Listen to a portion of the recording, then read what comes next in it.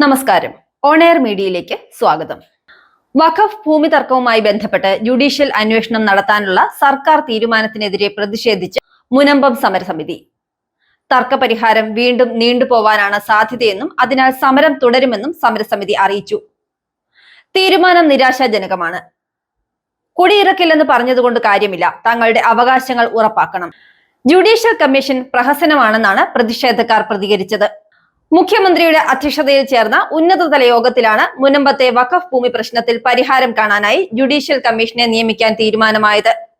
ഹൈക്കോടതി മുൻ acting chief justice ആയിരുന്ന CN രാമചന്ദ്രൻ നായരുടെ നേതൃത്വത്തിലാണ് കമ്മീഷൻ.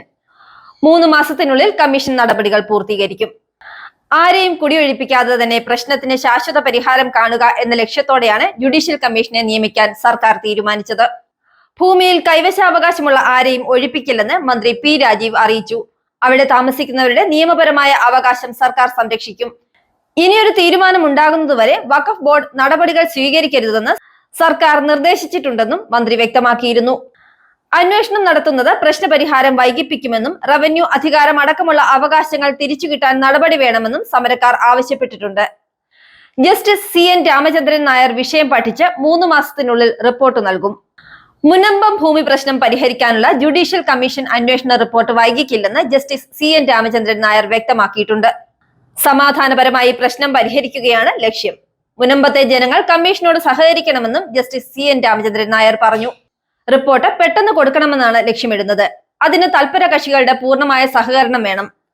പ്രശ്നബാധിതർ അവരുടെ പ്രശ്നങ്ങൾ കൃത്യമായി കമ്മീഷനെ അറിയിക്കുകയും ബന്ധപ്പെട്ട രേഖകൾ ഹാജരാക്കുകയും വേണം. സർക്കാർ ഈ വിഷയത്തിൽ വലിയ പ്രാധാന്യമാണ് കൊടുക്കുന്നതെന്നാണ് മനസ്സിലാകുന്നത്.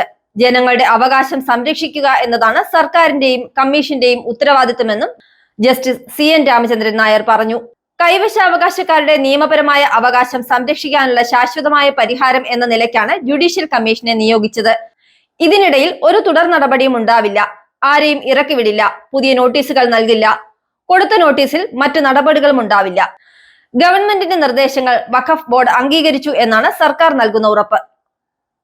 സർക്കാർ നികുതി അടയ്ക്കാൻ അനുമതി നൽകിയപ്പോൾ കോടതി അത് തടഞ്ഞു. അതിനാൽ ആർക്കും ചോദ്യം ചെയ്യാനാകാത്ത പരിഹാരത്തിനാണ് ശ്രമിക്കുന്നത്.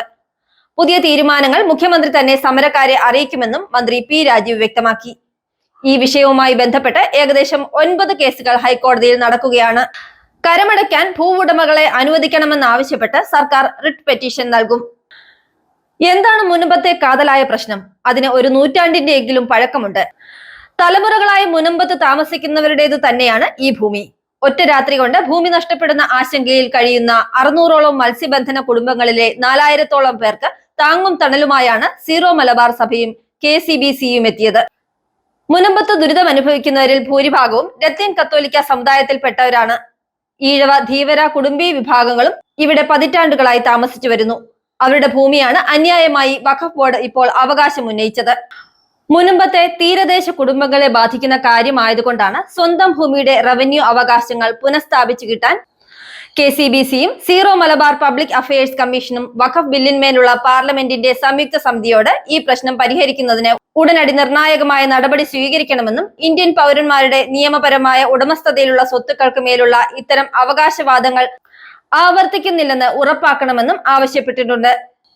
ഈ തർക്കഭൂമിയുടെ ഉടമസ്ഥതയുടെ ചരിത്രം 1902 മുതൽ ആരംഭിക്കുന്നു. അക്കാലത്ത് തിരുവിതാംകൂർ രാജാവ് 404 ഏക്കർ സ്ഥലം കൃഷി ആവശ്യങ്ങൾക്കായി ഗുജറാത്തിൽ നിന്ന് കേരളത്തിലേക്ക് എത്തിയ അബ്ദുൾ സത്താർ മൂസ ഹാജി സേട്ടിന് പാട്ടത്തിന് നൽകി. വർഷങ്ങളോളം അവിടെ താമസിച്ചിരുന്ന പ്രാദേശിക മത്സ്യത്തൊഴിലാളികളുടെ ഭൂമി ഇതിൽ നിന്നും ഒഴിവാക്കിയിരുന്നു. പിന്നീട് 1948 അദ്ദേഹത്തിന്റെ പിൻഗാമി സിദ്ദിഖ് സേത്ത് ഈ ഭൂമി ഇടപ്പള്ളി സബ് രജിസ്ട്രാർ ഓഫീസിൽ രജിസ്റ്റർ ചെയ്തു. സേത്ത് രജിസ്റ്റർ ചെയ്ത ഭൂമിയിൽ മത്സ്യത്തൊഴിലാളികൾ 1 നൂറ്റാണ്ടോളം താമസിച്ചിരുന്ന പ്രദേശങ്ങളും ഉൾപ്പെടുത്തി. കഴിഞ്ഞ 50 വർഷത്തിനിടയിൽ കടൽക്ഷോഭം ഈ മേഖലയിൽ ഗണ്യമായ ഭൂമി നഷ്ടത്തിന് കാരണമായി. പ്രത്യേകിച്ചും 1934 പേമാരിയും പ്രക്ഷുബ്ധമായ കടലും ഒരു പ്രദേശത്തെ പൂർണ്ണമായും ഇല്ലാതാക്കി. രാജാവ് സേട്ടിന് പാട്ടത്തിന് നൽകിയ ഭൂമിയായിരുന്നു ഇത്.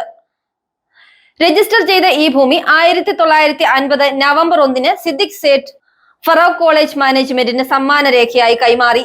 ഫറോക്ക് കോളേജ് മാനേജ്മെന്റ് വിദ്യാഭ്യാസ ലക്ഷ്യങ്ങൾക്കല്ലാതെ മറ്റെന്തെങ്കിലും ആവശ്യങ്ങൾക്ക് ആ ഭൂമി ഉപയോഗിക്കരുതെന്ന വ്യവസ്ഥയിലാണ് അന്ന് രജിസ്റ്റർ ചെയ്തത്. ഏതെങ്കിലും ഘട്ടത്തിൽ ഫറോക്ക് കോളേജ് ഇല്ലാതായാൽ ഭൂമി പിൻഗാമികൾക്ക് തിരികെ നൽകണം എന്നതാണ് വ്യവസ്ഥ. പക്ഷെ അറിഞ്ഞോ അറിയാതെയോ ആ രേഖയിൽ വഖഫ് എന്ന് എഴുതി പിടിപ്പിച്ചു. ഏതാനും വർഷങ്ങൾക്ക് ശേഷം ഫറോക്ക് കോളേജ് മാനേജ്മെന്റും താമസക്കാരും തമ്മിൽ ഭൂവിനിയോഗത്തെ ചൊല്ലിയുള്ള ചില തർക്കങ്ങൾ കാരണം ചില അസ്വസ്ഥതകൾ ഉടലെടുത്തു. ഈ കേസ് വർഷങ്ങളോളം തുടർന്നു. ഫറോക്ക് കോളേജിന് ഭൂമി സമ്മാനിച്ചതാണെന്ന വിലയിരുത്തലിനെ തുടർന്നുള്ള കോടതി ഉത്തരവുകൾ താമസക്കാർക്ക് അനുകൂലമായില്ല. ഇപ്പോഴത്തെ വഖഫ് അവകാശവാദങ്ങൾ നിലനിൽക്കില്ല എന്നതാണ് കോടതിയുടെ മുന്നിലുള്ള പ്രധാന തർക്കം. ഫറോക്ക് കോളേജിന് സമ്മാനമായി നൽകിയ ഭൂമിയെ മുൻവിധികളിൽ പലപ്പോഴും പരാമർശിച്ചിട്ടുള്ളതിനാൽ അത്തരം ഭൂമി വഖഫ് ആയി സ്ഥാപിക്കാൻ കഴിയില്ല. 2013 വഖഫ് നിയമ ഭേദഗതി പ്രകാരം ഭൂമി വഖഫായി പ്രഖ്യാപിക്കുന്നതിന് 3 വർഷത്തിനകം അവകാശവാദം ഉന്നയിക്കണം.